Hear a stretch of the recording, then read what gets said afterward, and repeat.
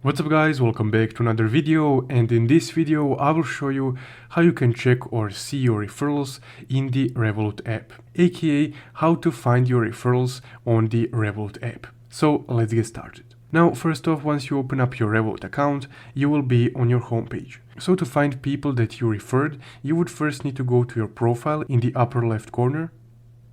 Now on your profile section, just tap on the referrals right here.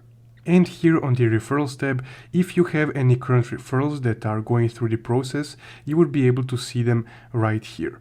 So currently all my referrals passed the deadline. So if that happens, you will be able to see them in the past invites option right here.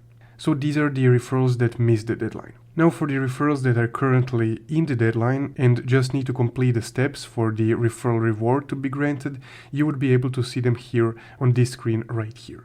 And that's guys where you can find your referrals on the Revolut app. If you found this video helpful, don't forget to leave a like and subscribe. Thank you for watching.